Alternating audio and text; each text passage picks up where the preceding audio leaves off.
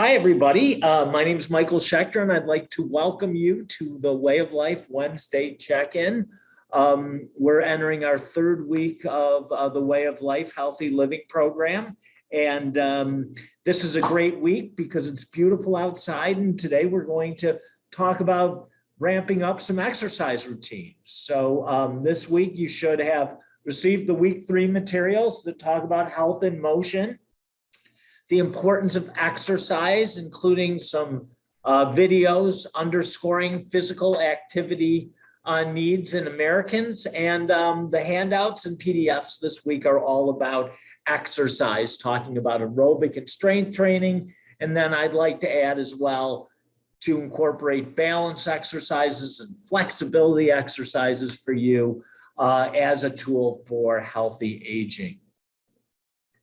This week's challenge is to do 10 push-ups, 10 squats, and 10 lunges at least once a day. And, you know, I've been doing that. And I was just telling someone, Kayla Rep is here today. She's our Director of Account Management. She's helping me facilitate today's lecture. But I was just telling her, you know, how energizing it can be to do 10 quick push-ups. And, you know, sometimes we say, oh, only 10 push-ups. That doesn't seem like so many. But it's a nice thing to do. And if you want to do more, please allow yourself to do more. But our program's designed for people who are in all stages of exercise abilities. So if you can only start with 5, start with 5. But I guarantee if you do it every day, in just a few weeks, you'll be able to rip off 10 push-ups, no problem. So let's remember the importance of exercise and health and motion. As we talk a little bit about a quick review, remember last week, I encouraged you to put together a calorie budget so you could understand what the appropriate amount of food is to eat in a given week. And that's about balancing energy intake, the food we eat, with energy output, which is, you know, our metabolism. And also last week, we talked about estimating your calorie needs through a great website provided by the government that will give you estimated energy requirements. And if you want to lose weight, you have to eat a little less calories. And if you want to maintain the weight, then that can give you a calorie budget for that as well. Now, I also showed you that according to the site, exercise makes a huge difference. So I showed you my stats, a 61-year-old man. And if I'm sedentary, I only get 2,360 calories a day. But if I'm very active, I get almost 3,500. So again, a difference of over 1,100 calories a day, every single day. So you can really understand how important exercise is if you're interested in losing weight and still enjoying food on certain occasions. Now, we're going to talk and delve a little bit deeper about your cardiovascular exercise options. Remember, resistance training is really resistance is repetitive exercises, whether it's using weights or using your own body weight, like squats, lunges, and push-ups allow us to do, but for small reps. Cardio or aerobic exercise, on the other hand, entails a longer exercise period. So cardio or aerobic exercise is really defined as any activity that increases your heart rate and respiration using large muscle groups. And, you know, we can do it. Unfortunately, here in Ohio, we're often confined to inside strategies through much of the year. But now that it's beautiful outside, we can go outside and bike or run or jog or hike to get our heart rate up. Now, how much do we have to get that heart rate up? What's an appropriate intensity for a workout? Well, in the old days, we used to tell people to count their pulse and estimate their maximum age-related heart rate, which is 220 minus your age in years. And then we told people that moderate intensity exercise targets somewhere between 60 and 90% of that maximum heart rate, depending on your level of fitness. Vigorous exercise would be, you know, in the 90% range. Now, there's an easier way to calculate the intensity of your workout, because even for me, with a medical background, you know, taking my pulse during exercise isn't the easiest thing. There's something called the rate of perceived exertion, and this is very helpful for people engaging the intensity of their workout. It really involves rating how hard you're working. So one is very light activity, like virtually none, like sitting or watching TV. And then it moves up to maximum intensity effort, something that you couldn't do for very long. When we tell people about intermediate or moderate intensity, we often are talking about something in the 4 to 5 to 6 range. The other way we tell people they're in that sort of moderate intensity range is that they feel like they're working, but they could still talk, carry on a conversation, or sing a song with some effort. Now, I want to talk to you and I want to get this rate of perceived exertion thing clear for you, because what we're going to talk about today are 3 different patterns of aerobic exercise based on this rate of perceived exertion. So again, 1 is sitting here in a chair, doing nothing. 10 is sprinting your hardest for the short time that you can do it. And the 3 patterns of cardiovascular exercise that are based on the patterns of exertion are moderate intensity continuous training, and we'll talk about that in a second. The second is high intensity interval training, and you may have heard of that before. And then there's one super high level of intensity training called sprint interval training. And I'm going to talk to you a little bit about the differences between these 3 things. So the first one, moderate intensity continuous training, is the one that most of us are familiar with. This is when we get on a bike or a treadmill and sort of stay at the same rate for a given period of time. And it's a good idea if you're going to keep with this exercise regimen.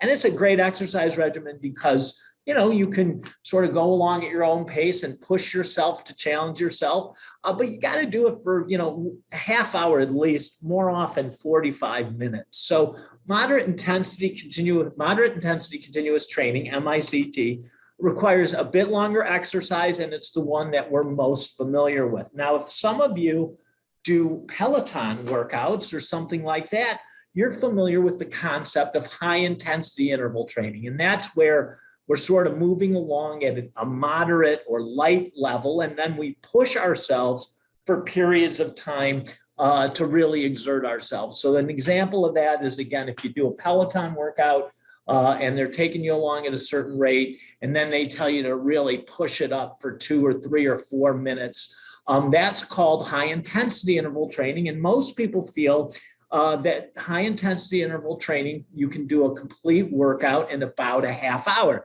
So it's a little bit more time efficient in terms of getting your workout in. But it also has other important differences that we'll go into in a second. The last pattern of, and this is a sample high intensity interval training workout. If you're new to it, this is a great way to start. Again, you do 4 to 8 sets of 2 to 4 minute, what I would call sprints at an intensity of about 6 to 8. And then you do your normal activity for 1 to 3 minutes after each sprint. And then again, continue this cycle. So it looks like this throughout your workout. So I think that'll make sense to you. And of course, if you have any questions, you can always contact us and talk to an exercise physiologist or a health coach that can take you through these things. So that's your example of a high intensity interval workout. The last type of interval training I want to talk about briefly is sprint interval training. And sprint interval training is really the same thing as high intensity interval training, except you're really trying to get to that RPE of 10, that maximum effort level, and push yourself for as long as you can. Now, again, an example is to try to do it for about 30 seconds once you get pretty good. But again, as you're working your way up during your sprints, push yourself for as long as you can. And then the rest period is also a bit more intense. So in between these sprints, you can even be just sort of sitting there with your hands on your knees during your recovery phase. So the other, I think, important difference about sprint interval training is you're not expected to keep that light to moderate activity in between your sprints. Now, again, if you're somebody who really is constricted for time, Most exercise specialists feel that an 18-minute sprint interval training workout will provide you with all the exercise requirements on an aerobic level that you need. So again, this is an example of a sample interval workout where we try to work in 4 to 6 30-second sprints at an intensity level of 10 into our workout, and increase the sprint duration as we become more cardiovascularly fit. And the other thing about this workout is we only want you to do it 2 to 3 times a week. You know, your body needs to heal and recover after these sprints. So again, as opposed to other forms of intensity of aerobic training, this has to be done a bit less often for a bit less time. So what's the best way? Now, I always thought that probably the moderate intensity would be the best because we do it for the longest. But as it turns out, the studies are interesting. Again, this is just a quick slide to display the time requirements of each strategy and the intensity requirements of each strategy, so we're on the same page. So there was this fellow named Nicholas Rizzo, and he looked, he's an exercise physiologist and a researcher, and he looked and analyzed research focusing on the fat burning effect, because again, I know that some of you out there are looking to lose weight, so that he looked at the fat burning effect of these 3 different cardio patterns, and he analyzed 75 studies examining these different training methods. And here's what he found. Well, I think that it's not surprising to note that the people doing sprint interval training spend the lowest average time exercising compared to the other groups, and high intensity and the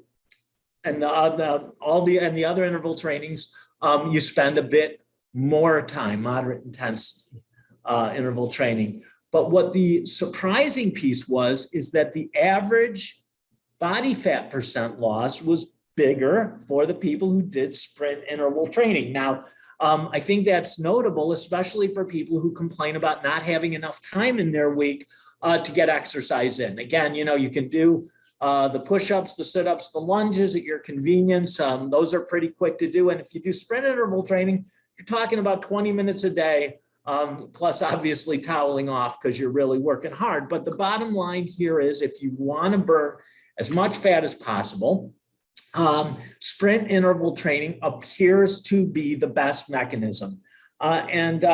Again, down here, we see that sprint interval training led to a almost 40% higher reduction in body fat percentage than high intensity interval training. So it's a good idea, and it really has to do with the physiology of our bodies. After a sprint, we continue to metabolize and burn exercise at an increased rate well after we're done sprinting. So I hope that you found this to be at least interesting if you're a veteran exerciser.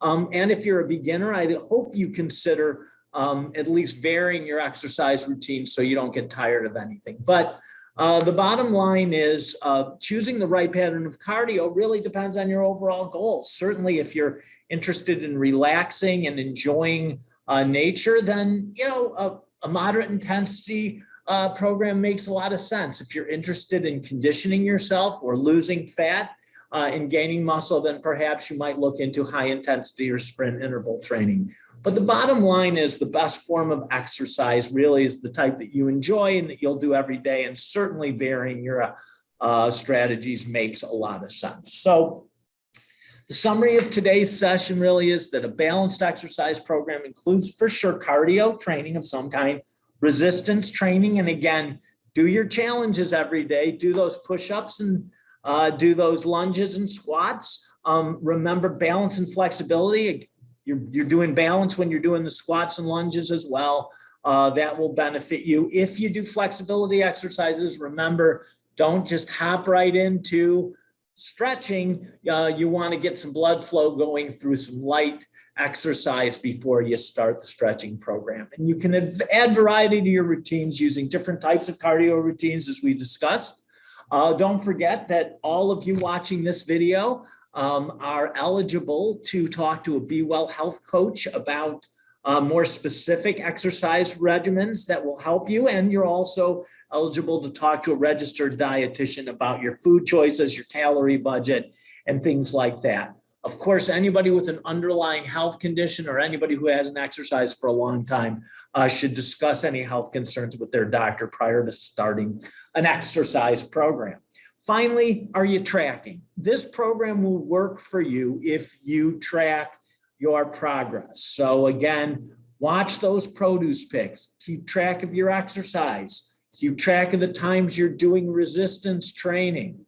Remember, you can only go back for 3 days for tracking purposes. So if you're in a program where you're accumulating points for days tracked, you want to stay current on that. And finally, the most important thing is it's important to be accountable, but it's also important to forgive yourself for times you fall off the wagon. It happens to all of us. And the idea that tomorrow is another day and we're all capable of change is something we definitely live by here at Be Well Solutions.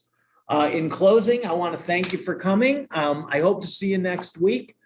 As always, you can share victories, challenges, or any questions with us throughout the week. If you give us feedback, we would use it to make the most out of these Wednesday check-ins and the program in general. Finally, if you need help of any kind, email us at wayoflife@bewellsolutions.com. I want to thank you all for attending today and have a good week.